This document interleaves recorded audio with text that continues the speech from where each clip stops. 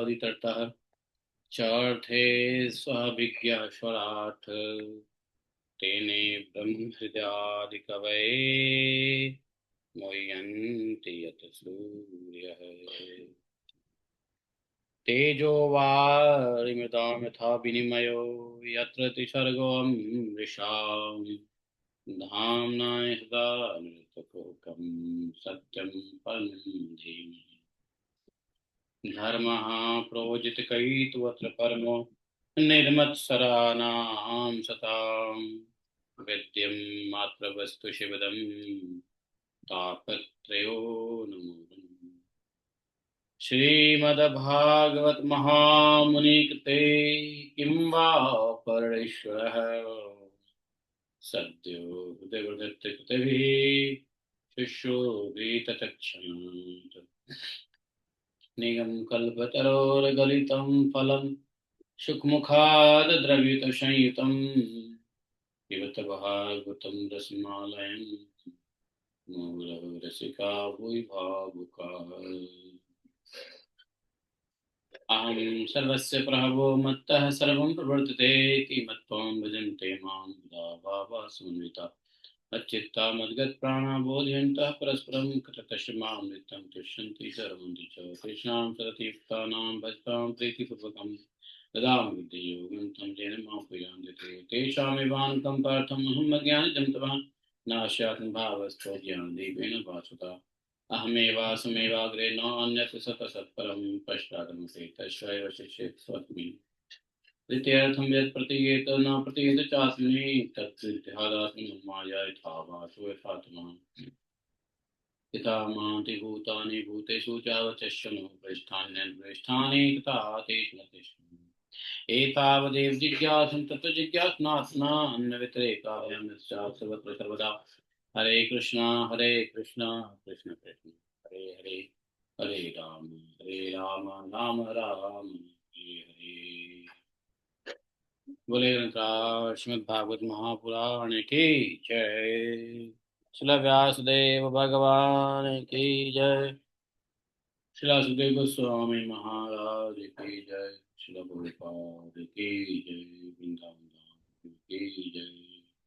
जय जय श्री राधे श्याम। हरे कृष्णा हरे। आवाज आ रही है? आवाज आ रही है। तो आज हम लोग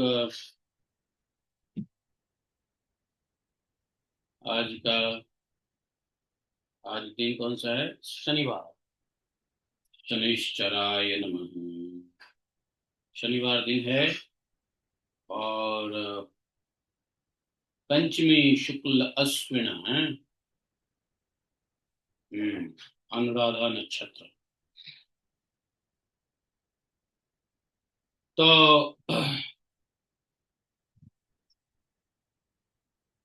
हम लोग 11 स्कंद के 28वें अध्याय के 25वें श्लोक संख्या से आगे पढ़ेंगे। समाहितैः कः कर्णैः गुणात्माभिः गुणो भवेन्मत्सुविविक्तमथाम्ना विक्षिप्यमाणैरुत्किं दूषणम् घनैरुपेतैर्विगतैरवेह किम् यथा नभो वा यवनलाम्बुभुग्नैः गतागतैः वतुग्नैः न सज्जते तथाक्षरं सत्वरजस्तमोम्लं मोम्लैः रहन्मतेः संसृतिभिः परम् तथापि संगः परिवर्जनीयो गुणेषु माया रचितेषु तावत् मद्भक्तियोगेन दृढेन यावद् रजो निरस्येदमकषाय ॐ अज्ञानतिमिरान्धस्य ज्ञानाञ्जनशलाखया चक्षुर्मीलितं येन तस्मै श्रीगुरवे नमः। श्रीचैतन्यमनोभीष्टं स्थापितं येन भूतले स्वयं रूप ददामि ददाति च प्रदान्तिकम् वन्देऽहं श्रीगुरोः श्रीपदकमलं श्रीगुरून् वैष्णवांश श्रीरूपं सागरजातं सहगणनाथां सजीवम् साद्वैतं सावधूतं परिजनसहितं श्रीकृष्णचैतन्यदेवं श्रीराधाकृष्णपादान् सहगणललिता श्रीशाखांश्च हे कृष्ण करुणा सिंधु दीनबंधु जगतपते गोपेश गोपिकान्तं राधाकान्तं नमस्ते तप्तांचन गौरांगी राधे वृंदावनेश्वरी कृष्णानुदे देवी प्रणमामि प्रिये वाञ्छाकल्पतरुभ्यश्च कृपा सिन्धुभैव च पतितानां पावनेभ्यो वैष्णवेभ्यो जय श्री कृष्ण चैतन्य प्रभु नित्यानंद श्री अद्वैत गदाधर शिवाचार्य गौर भक्तवृंद हरे कृष्णा। तो हम लोग आज भगवान और उद्धव के बीच में संवाद। भगवान एक बोले कि पहले बता दिया था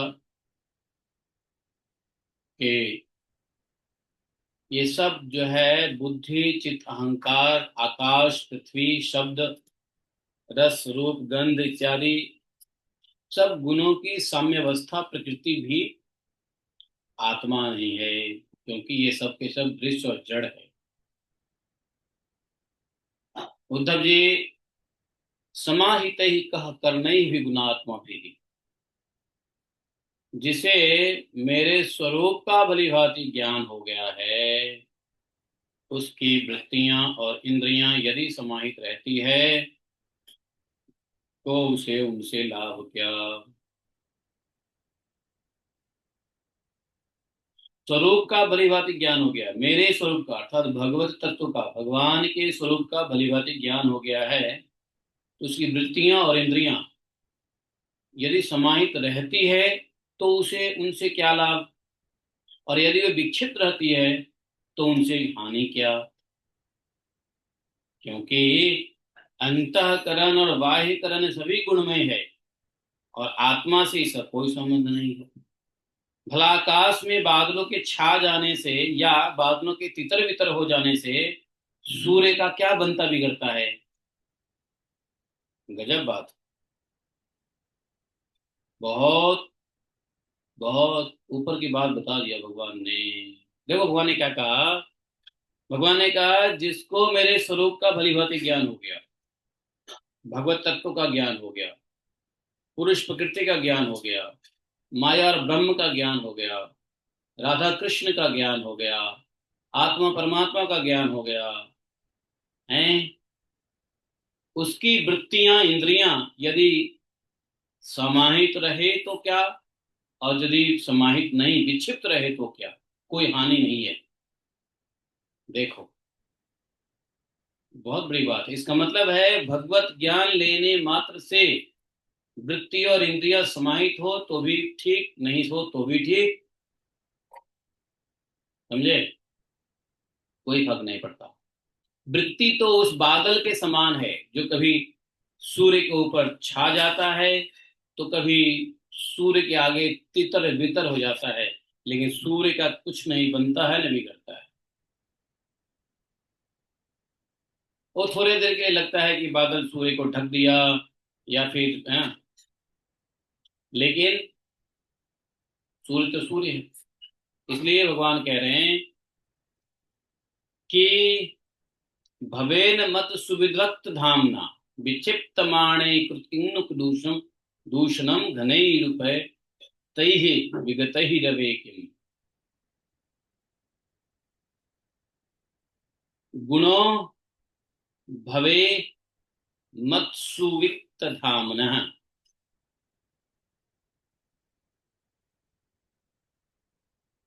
इसलिए भगवत ज्ञान बहुत जरूरी है। वृत्तियां और इंद्रियां समाहित रहे या विक्षिप्त रहे कोई फर्क नहीं पड़ता है भगवत ज्ञानी लोगों के लिए। इसका एक एग्जाम्पल दिया, यथा अनुभव बाय नल भूम नहीं नहीं, जैसे वायु आकाश को सुखा नहीं सकती, आग जला नहीं सकती, जल भिगो नहीं सकता, धूल धुएं मटमैला नहीं कर सकते आकाश को, और ऋतुओं के गुण सर्दी गर्मी आदि भी आकाश को प्रभावित नहीं कर सकते, क्योंकि ये सब आने जाने वाले क्षणिक भाव है, और आकाश इन सब का एक रस अधिष्ठान है। वैसे ही सत्य गुण का रजोगुण और तमोगुण की वृत्तियां और कर्म अविनाशी आत्मा का स्पर्श नहीं कर पाता है। यह तो इनसे सर्वथा परे है आत्मा। इसके द्वारा तो केवल वही संसार में भटकता है जो इनमें अहंकार कर बैठता है।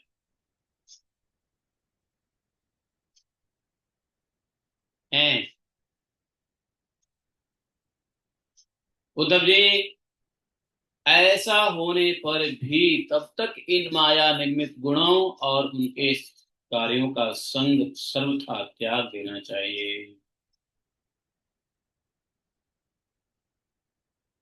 माया निर्मित गुण और उनके कार्यों का संग हमेशा त्याग देना चाहिए, जब तक मेरे सुदृढ़ भक्ति योग के द्वारा मन का रजोगुण रूप मल एकदम निकल न जाए। मतलब रजोगुण से ऊपर उठना है, सतोगुण से रजोगुण और तमोगुण को दबा के रखना है, और सतगुण में रजोगुण के मल तब उठेंगे ऊपर, मल रजोगुण से तब उठेंगे जब भगवान कह रहे हैं मेरे सुदृढ़ भक्ति योग के द्वारा। सुदृढ़ भक्ति योग के द्वारा माया निर्मित गुण से ऊपर उठा जा सकता है, और कार्यों की संग से आदमी हट अलग हो सकता है। बोले जैसे उद्धव जी सुनो, भली भांति यदि इलाज न करने पर रोग का मूल से नाश नहीं होता है ना। अगर कोई रोग हो गया है और ठीक से इलाज नहीं किया तो मूल नाश नहीं होता है रोग का, रूट से अप्रूट नहीं होता रोग। बार बार वो रोग आकर के मनुष्य को सताया करता है। बोले वैसे ही जब तक वासना और कर्म को मूल से नहीं मिटाएंगे, वासना और कर्म के संस्कार को मूल से नहीं मिटाएंगे, जो स्त्री पुत्र आदि में आसक्त है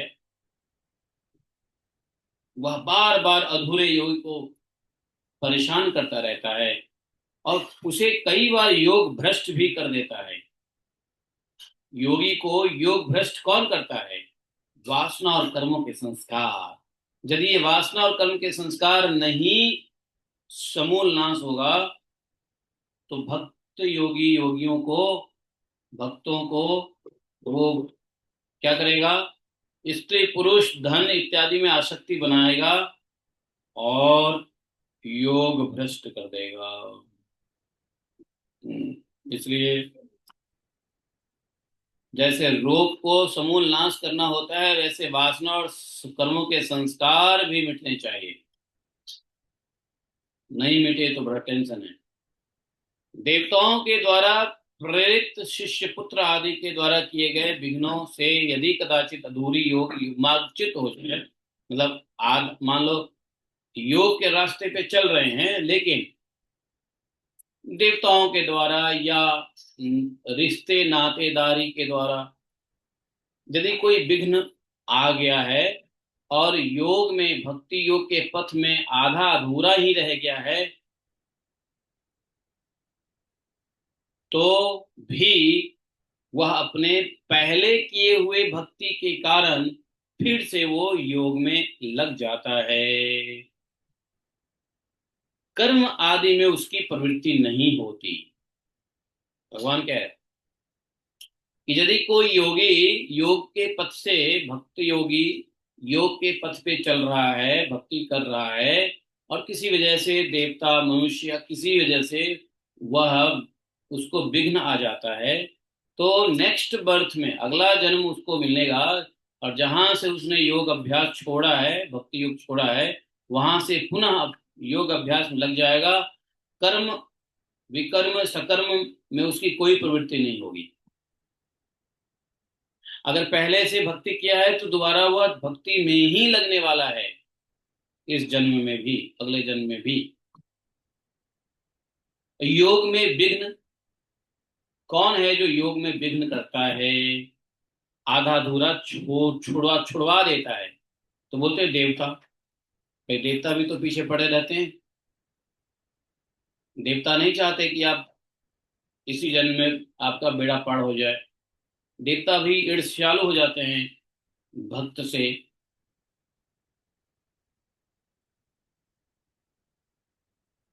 अगर देवताओं के द्वारा डिस्टरबेंस हुआ तो भी विघ्न से योग मार्ग अधूरा रह जाएगा।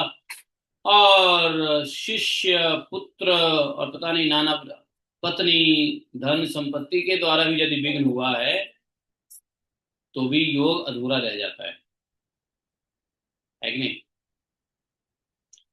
तो ऐसे में आधा अधूरा छोड़े हुए योगी पुनः पहले योगाभ्यास किए होने की वजह से वह योग में ही रहेगा। ठीक है उद्धव जी। जीव संस्कार आदि से प्रेरित होकर जन्म से लेकर मृत्यु तक कर्म में ही लगा रहता है। जो कर्म हम जन्म से लेकर मृत्यु तक करते हैं उसकी प्रेरणा कहाँ से मिलती है?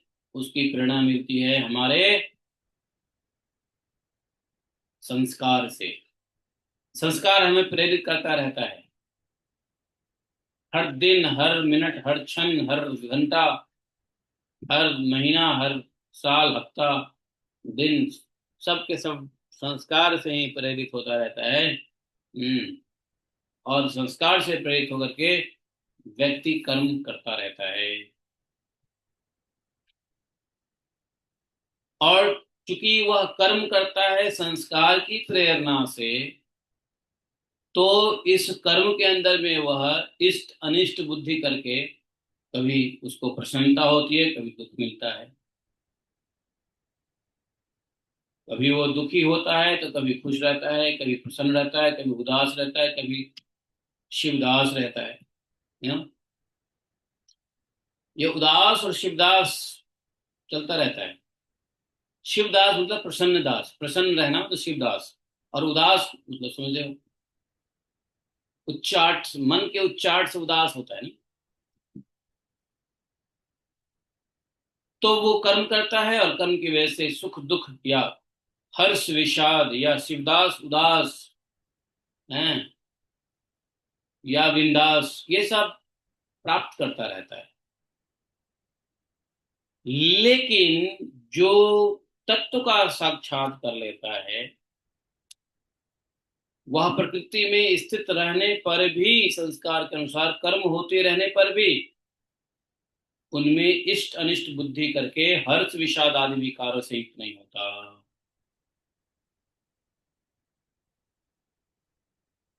बोले भगवान बोले कि देखो संस्कार से तो आदमी कर्म करता है कर्म के बाद वो सुख दुख भोगता है।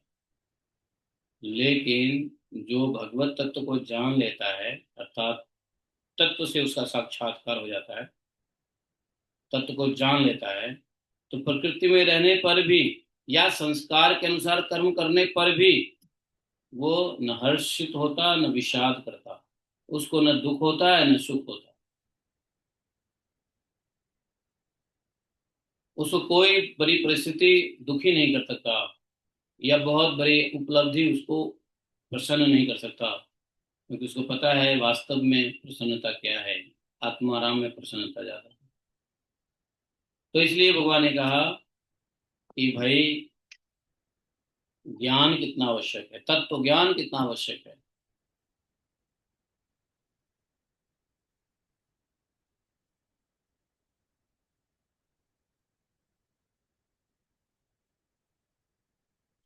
क्योंकि आनंद स्वरूप आत्मा के जो साक्षात्कार से भक्त की संसार संबंधी सभी आशा तृष्णाएं पहले ही नष्ट चुकी होती है। जिसने भगवत तत्व का साक्षात्कार कर लिया जो आनंद स्वरूप है अल्टीमेट आनंद देने वाला है उस आनंद स्वरूप आत्मा के जान लेने से आत्म तत्व के जान लेने से संसार संबंधी सभी आशा और तृष्णा तो ऐसे ही नष्ट हो चुका होता है। तो उसको क्या हर्ष क्या विषाद क्या शिव क्या उदास। तो यहाँ भगवान ने कहा देखो बहुत जरूरी है कि तत्व ज्ञान लो और तत्व ज्ञान लेने के बाद क्या करो। जब ज्ञान होता है तो क्या होता है तदा दृष्टु स्वरूपे अवस्थानम। तो दृष्टा क्या करता है, अपने स्वरूप में स्थित हो जाता है।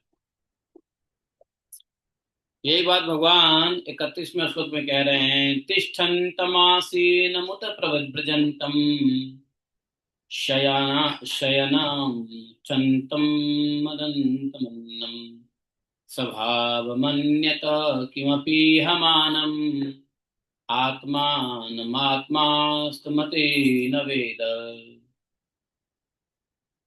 तिष्ठन्त्या तिष्ठन्त तिष्ठन्त मासीनमुत ब्रजंतम। ब्रजंतम तो क्या, जो शरण में आ गया है, जो अपने स्वरूप में स्थित हो गया है। तो मनुष्य का स्वरूप क्या है, हैं? मनुष्य का स्वरूप क्या है, ब्रजंतम। ब्रज में रहना मनुष्य का स्वरूप है, अर्थात भगवान के शरण में रहना, अर्थात भगवान की भक्ति करना, भगवान का दास भाव में भगवान की सेवा करना। जीवे स्वरूप नित्य कृष्ण दास, यही जीव का स्वरूप है। वो यहाँ कहा कि जो अपने स्वरूप में स्थित हो गया, अर्थात जो भक्त बन गया, अपने को भक्ति में ले आया, भगवान के शरण ग्रहण कर लिया। ब्रजंतम तिष्ठन्तम आसीनम ब्रजंतम। तो जो अपने स्वरूप में स्थित हो गया, अर्थात जिसने भक्ति स्वीकार कर ली, जिसने भगवान की सेवा स्वीकार कर लिया, उसे इस बात का पता भी नहीं रहता कि शरीर खड़ा है या बैठा है, चल रहा है या सो रहा है, मन मूत्र त्याग कर रहा है, भोजन कर रहा है और कोई भी स्वाभाविक कर्म कर रहा है। केवल उसकी वृत्ति तो आत्म स्वरूप में स्थित है, ब्रह्माकार रहती है। यदि ज्ञानी पुरुष की दृष्टि में इंद्रियों के अलग अलग बाह्य विषय जो कि असत है, इंद्रियों की जितने विषय हैं बाहरी, सब असत है। तो ज्ञानी पुरुष की दृष्टि में यदि बाह्य विषय जो कि असत है आते भी हैं, तो उन्हें अपने आत्मा से भिन्न मानते हैं, क्योंकि वे युक्तियों, प्रमाणों और स्वानुभूति से सिद्ध नहीं होते। जैसे नींद टूट जाने पर स्वप्न में देखे हुए और जागने पर तिरोहित हुए पदार्थों का कोई सत्य नहीं मानता, वैसे ज्ञानी पुरुष भी अपने से भिन्न प्रतीयमान पदार्थों को सत्य नहीं मानता। क्यों मानेगा सत्य? इतना कुछ पढ़ने के बाद, जानने के बाद, भाई संसार झूठा है, संसार असत है, संसार स्वप्न है, विषयों इंद्रियों के विषयों से, बाह्य विषयों है असत, और सत आत्मा से उसका कोई लेना देना नहीं है। जब इतना कुछ जान लेने के बाद वह बाहर की सभी पदार्थों को सत्य मानेगा ही नहीं। बाहर के पदार्थ को वो हमेशा नश्वर ही मानेगा, और नश्वर चीज में क्या, उसका मोह माया। बोले उद्धव जी, इसका मतलब यह नहीं है कि आत्मा, हाँ, कि अज्ञानी ने आत्मा का त्याग कर दिया और ज्ञानी इसको ग्रहण करता है, नहीं। इसका कहने का तात्पर्य सिर्फ इतना है कि अनेकों प्रकार के गुण और कर्मों से युक्त देह, इंद्रिय आदि पदार्थ पहले अज्ञान के कारण आत्मा से भिन्न मान लिए गए थे। आत्मा वही है, पदार्थ वही है, विषय वही है, भोग वही है, वस्तु वही है, लेकिन अज्ञानता बस उसमें आत्मबुद्धि आ गया और ज्ञान आ गया, तो उसके अंदर आत्मबुद्धि शरीर में न दे करके आत्मा में के स्वरूप में अवस्थित हो गया। तो बोले कि पहले अज्ञान के कारण आत्मा से भिन्न मान लिया गया था, उसको विवेक नहीं था, बुद्धि नहीं थी। अब आत्मदृष्टि हो जाने पर अज्ञान और उसके कार्यों की निवृत्ति हो जाती है, इसलिए अज्ञान की निवृत्ति भी जरूरी है। वृत्तियों के द्वारा न तो आत्मा का ग्रहण हो सकता है और न त्याग। जैसे सूर्य उदय होने होकर मनुष्यों के नेत्र के सामने अंधकार का पर्दा हट जाता है, सूर्य जैसे उठते हैं, सूर्य उगने के बाद क्या होता है, अंधेरा हट जाता है, किसी नई वस्तु का निर्माण नहीं करते। वैसे ही मेरे स्वरूप का दृढ़ और परोक्ष ज्ञान पुरुष के बुद्धिगत अज्ञान का आवरण नष्ट कर देता है। यह इंद्र रूप से, इंद्रिय रूप से किसी वस्तु का अनुभव नहीं कराता। आत्मा नित्य अपरोक्ष है, उसकी प्राप्ति नहीं करनी पड़ती। वह स्वयं प्रकाश है, उसमें अज्ञान आदि किसी प्रकार के विकार नहीं है और जन्म रहित है। फिर किसी प्रकार भी वृत्तियों के आरूढ़ भी नहीं होता आत्मा। इसलिए आत्मा क्या है, इसको इसलिए आत्मा आत्मा को अप्रमेय कहा गया। ज्ञान, विवेक, भक्ति के द्वारा उसका संस्कार भी नहीं किया जा सकता। आत्मा में देश काल वस्तुकृत परिच्छेद न होने के कारण अस्तित्व, बुद्धि, परिवर्तन, नाश और विनाश, ह्रास उसका सर्व स्पर्श भी नहीं कर सकता। सबकी और सब प्रकार की अनुभूतियां आत्मस्वरूप ही हैं। जब मन और वाणी आत्मा को एक अविषय समझकर निवृत्त हो जाते हैं, तब वही सजाती विजाती तो स्वगत भेद से शून्य व एक अद्वितीय रह जाता है। अब व्यवहार दृष्टि से उसके स्वरूप का वाणी और प्राण आदि में प्रवर्तक रूप से निरूपण किया जाता है। तो यहाँ पर बड़ा जटिल चीजें बता रहे हैं। है तो वास्तव में जटिल, लेकिन आसान भी है, इतना जटिल नहीं है।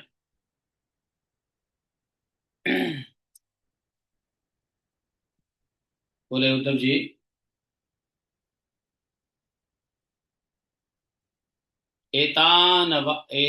एतावानात्म सम्मोहो यद विकल्पस्तु केवले आत्मन आत्मत नृते स्वात्मानम अवलंबो न यस्य ही। बोले देखो, आत्म तत्व में अर्थहीन नामों के द्वारा विविधता मान लेना ही उसका भ्रम है और अज्ञानता है। सचमुच जो बहुत बड़ा मोह है। क्यों? अपने आत्मा के अतिरिक्त उस भ्रम का भी कोई और बेसिस ही नहीं, अधिष्ठान ही नहीं है। अधिष्ठान सत्ता में अध्यस्त की सत्ता है ही नहीं। इसलिए सब कुछ आत्मा ही है। बहुत से पंडित अभिमानी लोग ऐसा कहते हैं। यह पंच भौतिक द्वैत विभिन्न नाम और रूपों में इंद्रियों के द्वारा ग्रहण किया जाता है, इसलिए सत्य है, परंतु यह तो अर्थहीन वाणी का आडंबर मात्र है। क्योंकि तत्व से तो इंद्रिय की पृथक सत्ता ही सिद्ध नहीं होती है, फिर वह किसी को प्रमाणित कैसे करेगी? यदि योग साधना पूर्ण होने के पहले ही किसी साधक का शरीर रोग आदि उपद्रव से पीड़ित हो, तो क्या करना चाहिए? मान लो भक्ति कर रहे हैं, लेकिन भक्ति करते करते मान लो शरीर में रोग आदि उपद्रव आ गया, तो किन उपायों का आश्रय लेना चाहिए? तो बोलते इसी उपाय का आश्रय लो। किस उपाय का?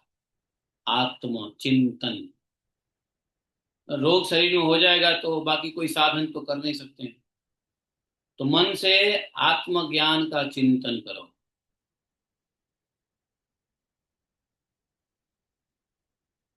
मन से ही आत्म तत्व को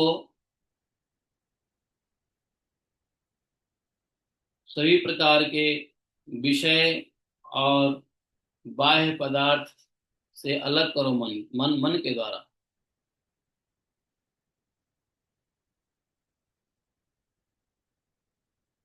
तो इन उपायों का आश्रय लेना चाहिए। वास्तव में किन उपाय का आश्रय लेना चाहिए? परमार्थ निरूपण।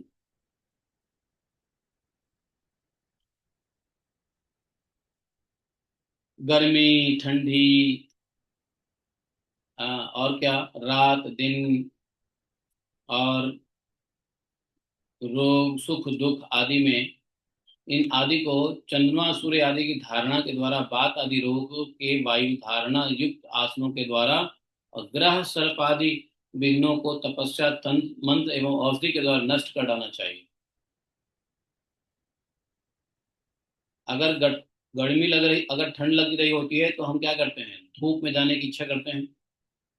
और यदि हमें गर्मी लगती है तो क्या करते हैं?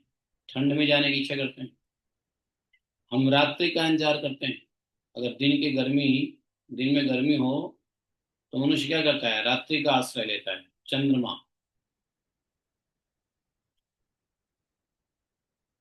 उसी प्रकार से भगवान ने कहा कि वात रोग हो, वात आदि रोग हो, वात कफ पित्त आदि, मतलब समझ लो आदि आदि, वात कफ पित्त इत्यादि जब रोग हो, इन रोगों को वायु धारणा युक्त आसनों के द्वारा, वायु धारणा युक्त आसनों के द्वारा ठीक करना चाहिए। तो आप समझ गए क्या कह रहे हैं? बहुत बहुत बड़ी बात कह दिया, बहुत बड़ी बात कह दिया। वायु धारणा युक्त आसन किसको कहते हैं बोलो? भगवान ने कहा यदि कोई भी रोग हो, वात हो कफ हो पित्त हो, उसको वायु धारण युक्त आसन के द्वारा अर्थात बैठकर प्राणायाम करना।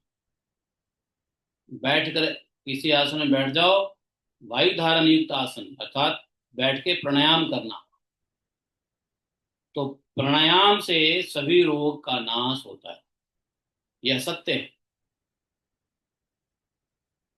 तो ठंडी गर्मी आदि को चंद्रमा सूर्य की धारणा से, और रोगों को वायु धारणा से अर्थात प्राणायाम से, ग्रह, अगर मान लो कोई ग्रह से कोई दुख है, सांप आदि से दुख है, कोई विघ्न है, तो इसको तपस्या मंत्र औषधि के द्वारा नष्ट कर डालना चाहिए। तपस्या मंत्र औषधि क्यों दिया? ग्रह इत्यादि विघ्नों को दूर करने के लिए। जैसे कोई देवता, ग्रह या सांप आदि जो विघ्न हैं, तो तपस्या मंत्र और औषधि के द्वारा नष्ट करना चाहिए। हैं? काम क्रोध आदि विघ्नों को कैसे दूर करें? चलो मानो ठंडी गर्मी है तो चंद्रमा सूर्य का धारणा करेंगे, रोग है तो प्राण धारणा करेंगे अर्थात प्राणायाम करेंगे, ग्रह देवता दैविक ग्रह या ऐसे विघ्न हो तो मंत्र तपस्या और औषधि से दूर करेंगे। काम क्रोध यदि विघ्न करे तो क्या करें? भगवान ने कहा मेरे चिंतन और मेरे नाम संकीर्तन से नष्ट कर देना चाहिए। काम क्रोध आदि, आदि का क्या हो गया? काम क्रोध लोभ मोह मद मात्सर्य भय चिंता शोक, ये सब आदि आदि में आता है। तो ये यदि विघ्न दे तो भगवान का चिंतन करो, नाम संकीर्तन करो, कुछ श्रवण करो, साधु संग करो, आदि आदि में ऐसा होता है। और धाम चले जाओ, दिल्ली में ज्यादा टेंशन है तो वृंदावन आ जाओ, नजदीक में है, थोड़ा रिफ्रेश रिचार्ज हो जाओ, चले जाओ। हैं?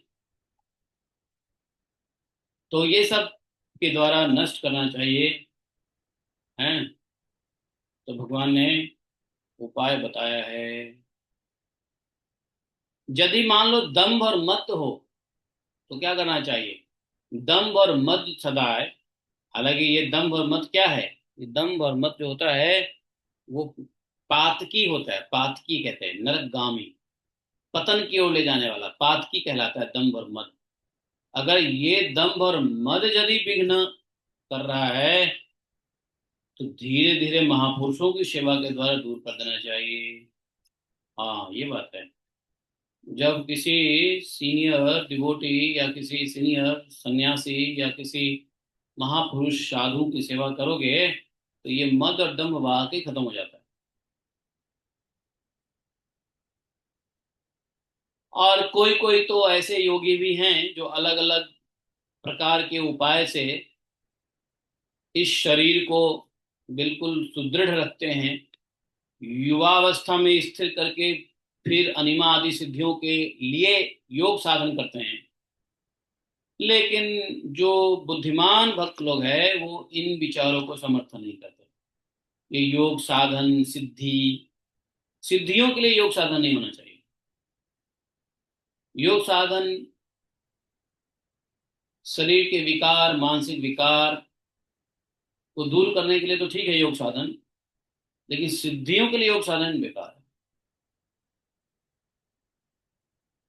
ये कोई अच्छे लोग इसको समर्थन नहीं करते हैं, सिद्धियों के लिए योग साधन करना, क्योंकि यह सब व्यर्थ प्रयास है।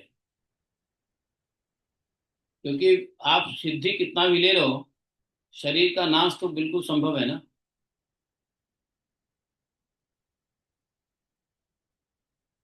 जैसे फल पक के गिर जाता है, वैसे शरीर मैच्योरिटी के बाद नाश हो जाएगा। तो ये सिद्धियां, योग सिद्धियां ले क्या करोगे? ये सिद्धियां ऐसा तो नहीं है कि इस जन्म में सिद्धि ले ली तो अगले जन्म में सिद्धि रहेगा ही रहेगा, नहीं।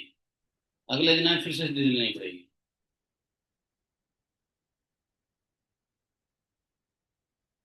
यदि कभी बहुत दिनों तक निरंतर और आदर पूर्वक योग साधन करते रहने पर शरीर सुदृढ़ भी हो जाए, फिर भी बुद्धिमान पुरुष को अपनी साधना छोड़कर उतने में ही संतोष नहीं कर लेना चाहिए। उसे तो सर्वदा मेरी प्राप्ति के लिए ही प्रयत्न करना चाहिए।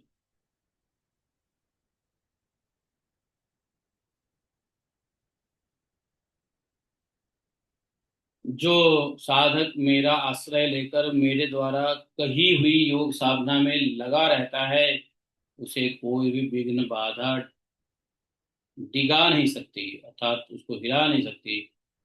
उसकी सारी कामनाएं नष्ट हो जाती है और वह आत्मा आनंद की अनुभूति में मग्न हो जाता है।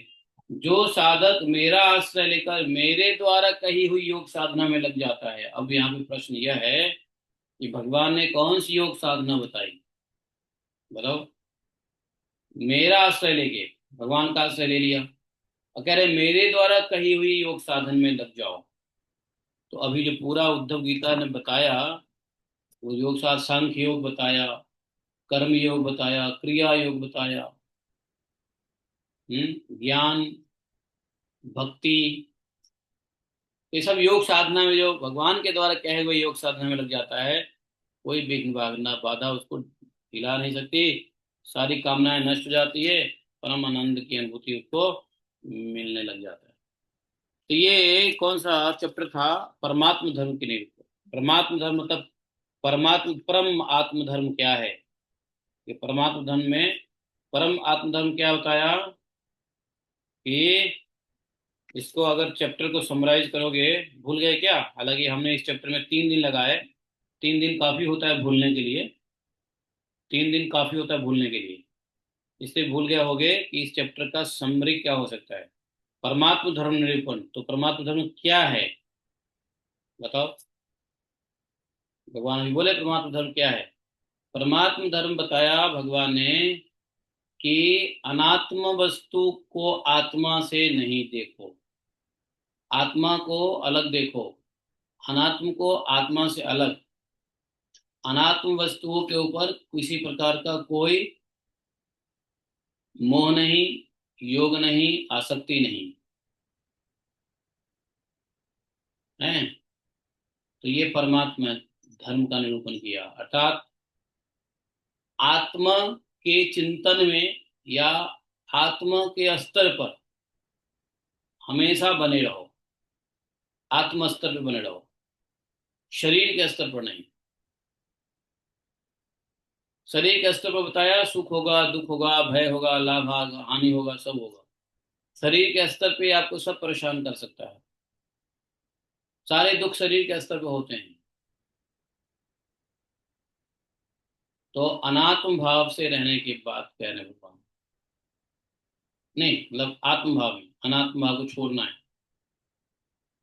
ये बताया कि भाई धर्म निरूपण।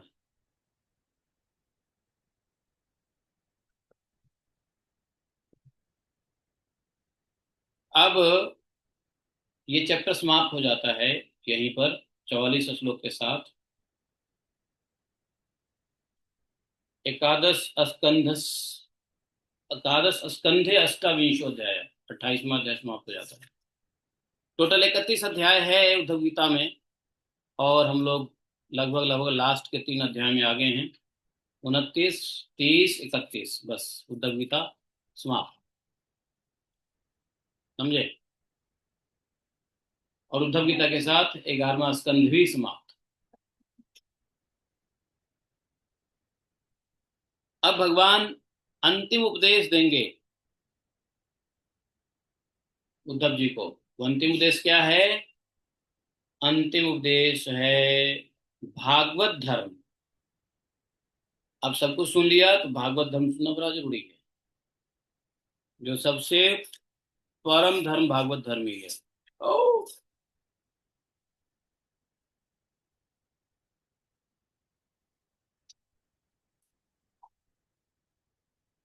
टाइम क्या हो गया? 8:30। नया चैप्टर शुरू करें या फिर कल करें?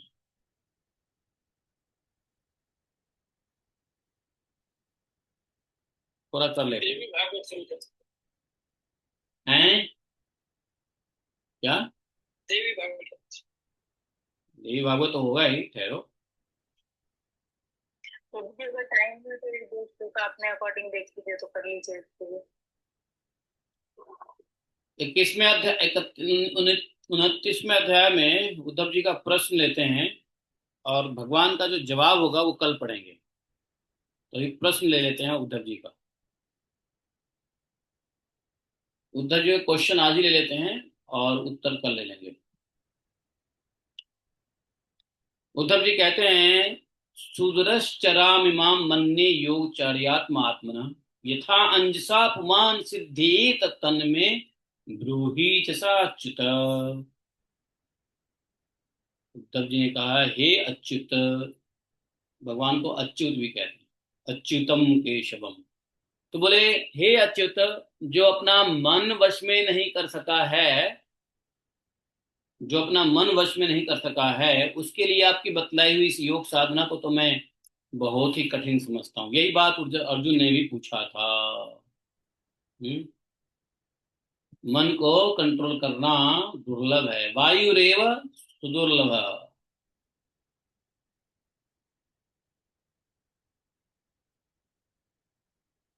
तो ये जो आप योग साधन बता रहे हो, आत्म बुद्धि में रहना, आत्म अनात्म को छोड़ना हमेशा, ये सब तो उसके लिए है जो मन को वश में कर सके। लेकिन जो मन को वश में नहीं किया है, उसके लिए ये आपने जो योग साधन बताया, ये तो बड़ा कठिन है जी। क्या ऐसा कुछ साधन है सुगम सरल, हम्म, जो मनुष्य मन को वश में किए बिना अनायास ही परम पद को प्राप्त कर सकता है? ऐसा कोई साधन है क्या? आप कुछ ऐसा साधन सरल बताइए, सरल साधन बताइए जिससे मनुष्य अनायास परम पद को प्राप्त कर लेता है। बताओ, कितना आसान शब्दों में पूछ रहे हैं। बोले, हे कमल नयन, आप जानते ही हैं कि अधिकांश योगी जब अपने मन को एकाग्र करने लगते हैं तो बार बार कोशिश करने पर भी अपने मन को एकाग्र नहीं कर पाते हैं, और मन को एकाग्र करते करते करते करते करते करते वो हार मान लेते हैं। और जब मन पे वश नहीं चलता तो वो दुखी हो जाते हैं। बार बार कोशिश करने के बाद भी जब मन एकाग्रचित नहीं होता है तो वह दुखी हो जाते हैं। हे पद्मलोचन, हे विश्वेश्वर, आपके ही द्वारा सारे संसार का कंट्रोल होता है। इसी से सारा सार विचार में, सारा सार विचार में चतुर मनुष्य आपके आनंद वर्षित चरण कमलों की शरण लेते हैं और अनायास ही सिद्धि प्राप्त कर लेते हैं। चतुर मनुष्य इसीलिए सार असार विचार में, सार क्या है, सारा सार मतलब सार असार, what is the essence, what is not the essence.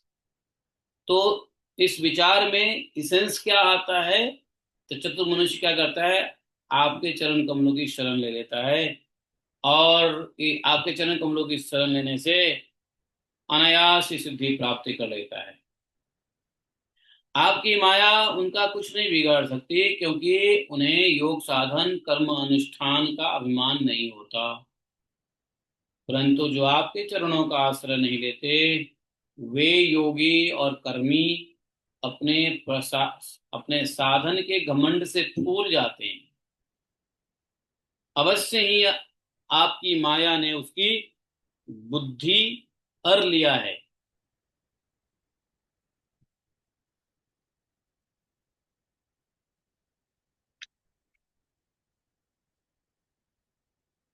और जानते हो, ये बात वास्तव में देखा गया है। हमने एक साधु को देखा,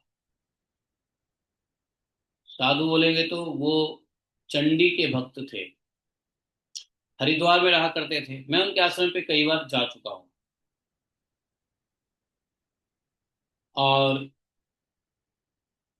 वो बड़ा ध्यान में लगे रहते, अपना खूब हवन करते, चंडी जप करते, चंडी का पाठ करते, लाल ड्रेस पहनते हैं, अपने को बड़ा एकदम सोफिस्टिकेटेड साधु समझते।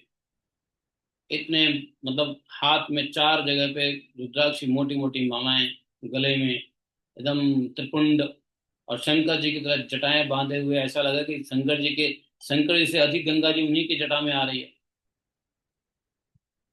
और वो विख्यात भी थे भारतवर्ष में। तो जहां कहीं भी चंडी यज्ञ होता था तो उनको अवश्य बुलाया जाता था। मैं यह किसी मतलब उपेक्षा की भाव से नहीं कह रहा हूं, लेकिन हाँ, हमने देखा है, हम उनके साथ गए हैं, रहे मतलब उनके उनके उनके दर्शन पाते रहे हैं।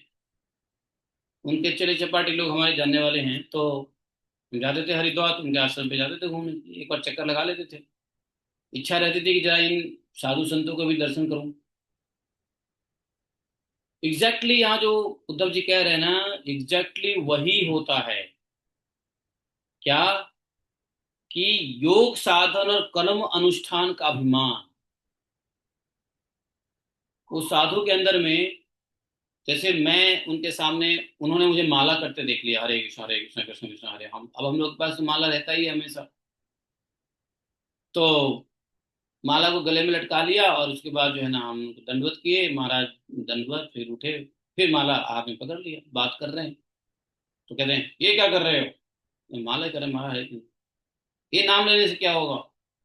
चंडी का जप करो, हवन करो, ये करो वो करो। उन्होंने 10 वो दे दिया, देखो ऐसा होता है, वैसा होता है, ये होता है, वो होता है कि नहीं?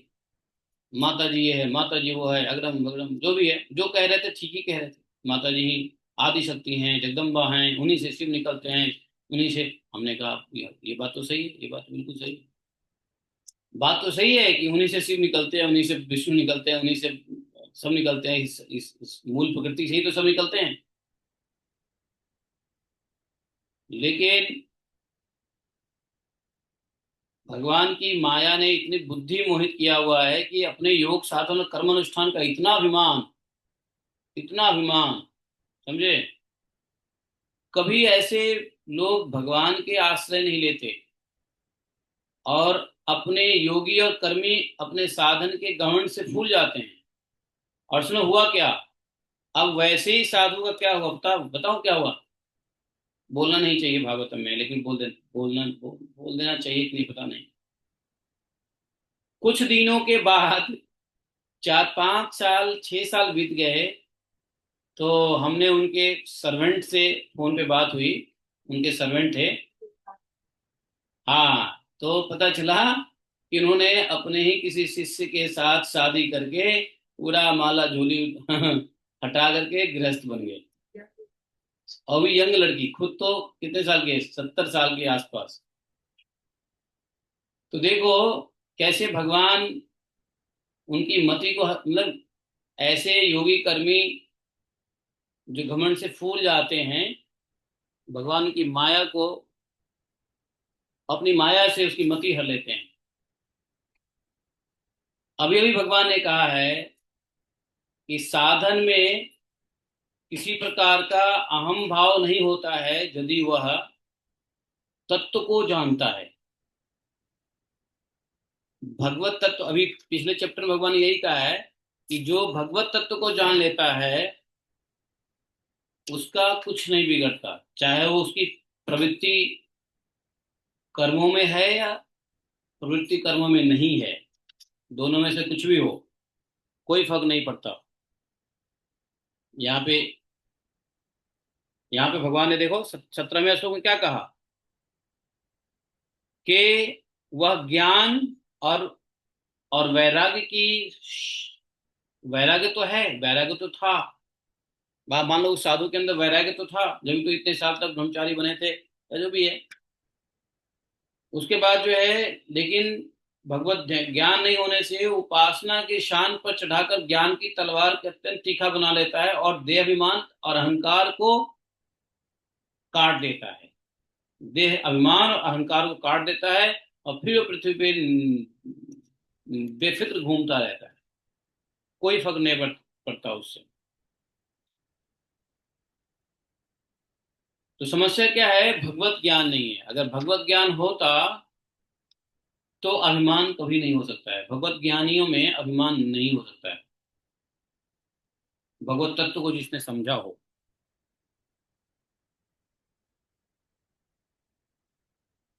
क्योंकि तमोगुण या रजोगुण या सतोगुण की वृत्तियां भी उसको भटका नहीं सकता है।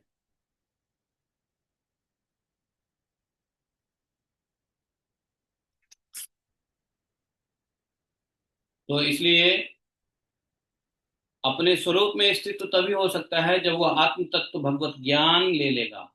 और जब तक ज्ञान नहीं लेगा तब तक वह अपने स्वरूप में स्थित होगा ही नहीं।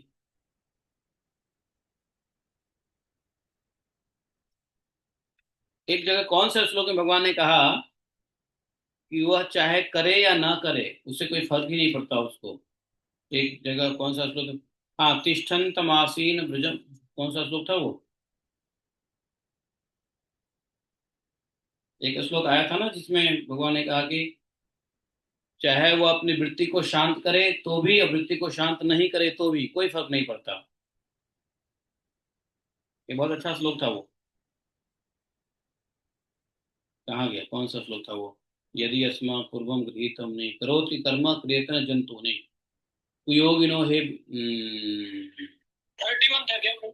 31, एक मिनट देखते हूँ। हम्म। हम्म। हाँ, ये तो है ही, स्वाभाविक कर्म कर रहा होता है, उसको कोई फर्क नहीं पड़ता खड़ा बैठा है। एक दूसरा श्लोक मैं ढूंढ रहा हूँ जिसमें भगवान ने कहा है। हम्म। हाँ हाँ हाँ, देखो। हाँ देखो, अरे 25वें श्लोक में देखो ना, यही आज के शुरुआती श्लोक यही था ना। समाहित करणे गुना भी आत्म भी। कहते हैं कि जिसे मेरे स्वरूप का भली भांति ज्ञान हो गया है, उसकी वृत्तियां और इंद्रियां यदि नियंत्रित है तो भी उसे क्या लाभ, और यदि वो विक्षिप्त है तो भी उसे क्या हानि। भगवान ने कहा कि यदि मेरे स्वरूप को भली भांति जान लिया है तो उसकी वृत्तियां और इंद्रियां कंट्रोल हैं तो उसे क्या लाभ, और उसकी वृत्तियां और इंद्रियां अनकंट्रोल है तो भी क्या लाभ, क्या हानि। बोला कि क्या हानि? अगर विक्षिप्त भी रहती है इंद्रियां, वृत्तियां और इंद्रियां विक्षिप्त भी रहती है तो उसे हानि क्या है? क्योंकि अंतःकरण बाह्यकरण सभी गुणमय है और आत्मा से इनका कोई संबंध नहीं है। और उदाहरण दिया कि जैसे आकाश में बादल छा जाने से या बादल को तितर बितर हो जाने से सूर्य का क्या बनता, क्या बिगड़ता। इसलिए वृत्तियां इंद्रियां नियंत्रित हो या ना हो, मेरे स्वरूप को भलीभांति जान गया हो तो। लेकिन एक बात बताऊं, भगवत स्वरूप को भलीभांति जानने के लिए वृत्तियों और इंद्रियों का सहायता तो चाहिए ही। अगर वृत्तियों और इंद्रियां यदि कंट्रोल नहीं है तो भगवत तत्व को कैसे जान लें? लेकिन यदि किसी ने वृत्तियों और इंद्रियों को कंट्रोल करके भगवान के स्वरूप को जान लिया है, और स्वरूप को जानने के बाद भगवान कह रहे हैं, मान लो जान लिया है, जानने तक के लिए तो जरूरी है वृत्तियों और इंद्रियों को नियंत्रित करना। अगर अगर भागवत के श्रवण में नहीं बैठेगा कोई, साधु संग में नहीं बैठेगा कोई, भक्ति के अंगों को नहीं अंगीकृत करेगा कोई, तो कैसे भगवत ज्ञान होगा? तो भगवत ज्ञान होने के लिए, भगवान के स्वरूप का ज्ञान होने के लिए तो वृत्ति और इंद्रियां नियंत्रित करना ही पड़ेगा। लेकिन भगवान कह रहे हैं यदि स्वरूप का ज्ञान हो गया तो उसके बाद यदि उसकी वृत्तियां बिगड़ भी जाती है तो कोई फर्क नहीं पड़ता, और अगर कंट्रोल रहती भी है तो कोई फर्क नहीं पड़ता। तो ऐसे स्वरूप ज्ञान नहीं होने की वजह से, तो ये जो उद्धव जी कह रहे हैं ये वाकई उनके अपने योग साधन कर्म के अनुष्ठान में बड़ा अभिमान होता है। परंतु जो आपके चरणों का आश्रय नहीं लेते वे योगी कर्मी अपने साधन के घमंड से फूल जाते हैं, और अवश्य ही आपकी माया उसकी मति हर लेती है, और क्या होता है? सत्यानाश। तो फिर बाद में न्यूज आता है कि उस साधु ने यंग माता से विवाह कर लिया। अब उनको कोई बुलाता ही नहीं चंडी यज्ञ में, सारा किया धराया खत्म जीवन के अंतिम पड़ाव में।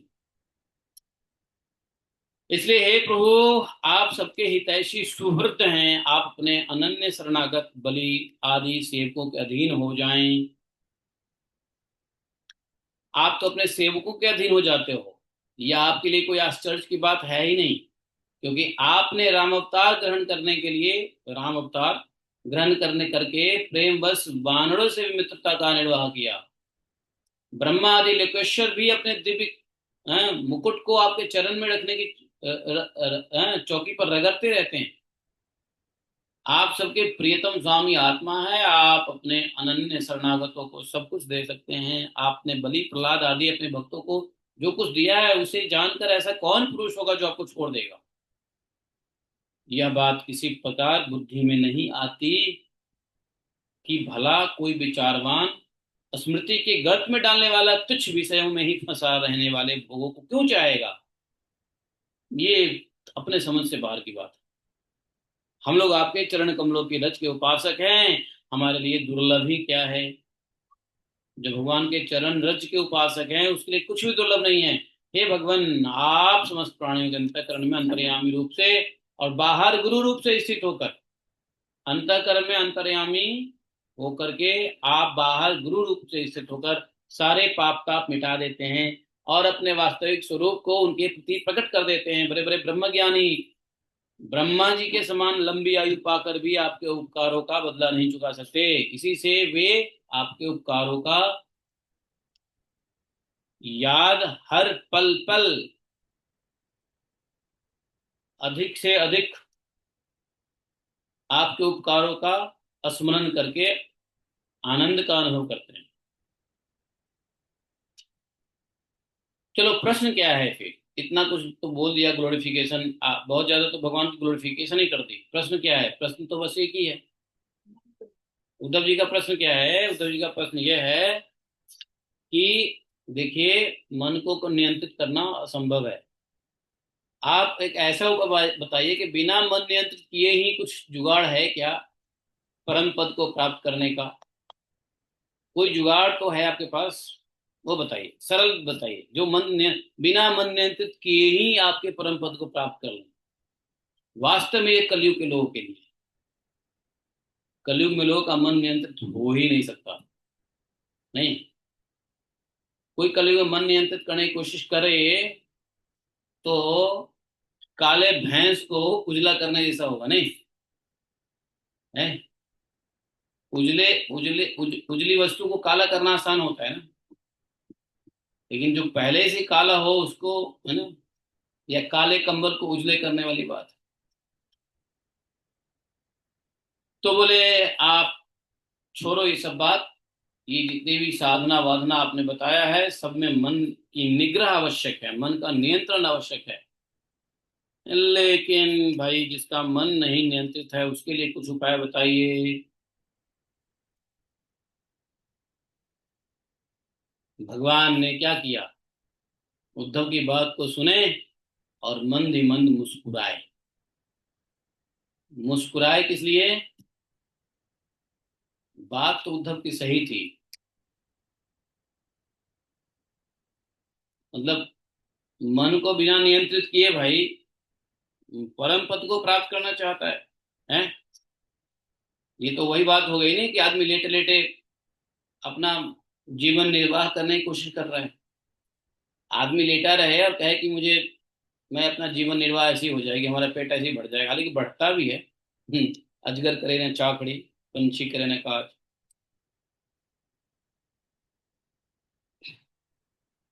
तो भगवान ने इसका उत्तर दिया है। क्या दिया है वो कल हम लोग पढ़ेंगे।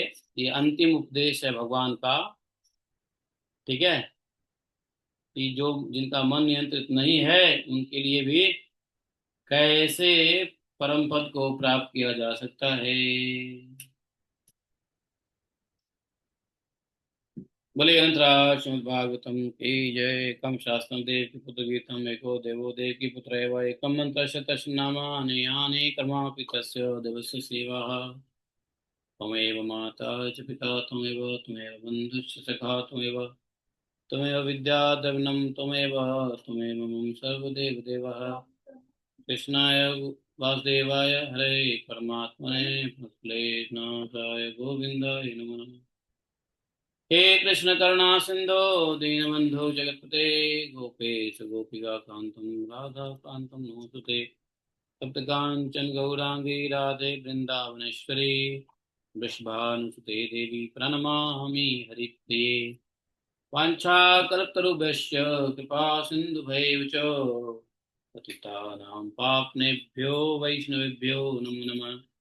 जय श्री कृष्ण चैतन्य प्रभु नित्यानंद श्री अद्वैत गदाधर श्रीवासादि गौर भक्तवृंद।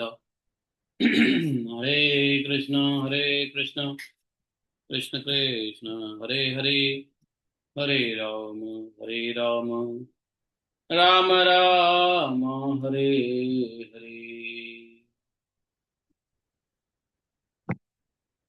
अब हम लोग राधा सहस्त्र नाम पढ़ेंगे। राधा सहस्त्र नाम की पुस्तक किधर है भाई? अरे मेरे पास कहाँ गया राधा सहस्त्र नाम की पुस्तक? लाओ उधर से।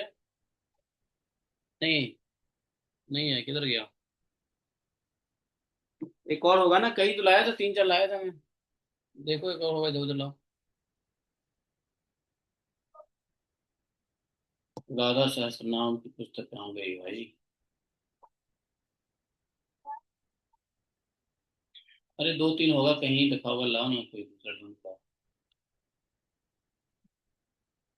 गोविंद जय जय गोपाल। मिला? राधा सहस्त्र नाम की पुस्तक निकाल लीजिए जो हमने भेजा था।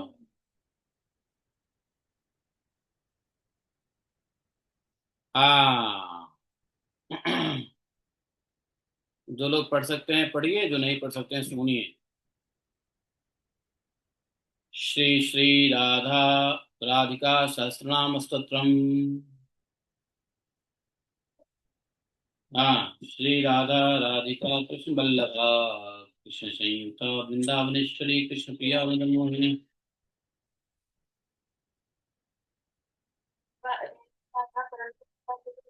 एक सेकेंड, एक सेकेंड।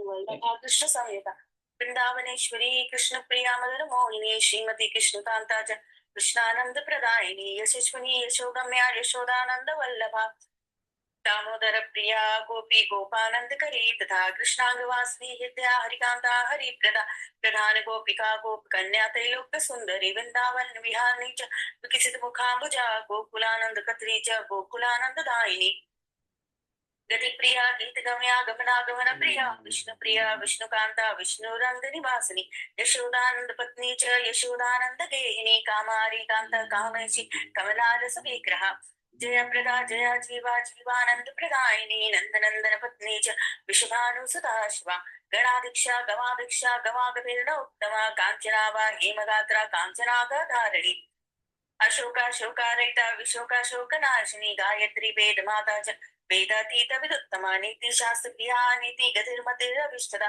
वेद प्रिया वेद कर्म वेद मार्ग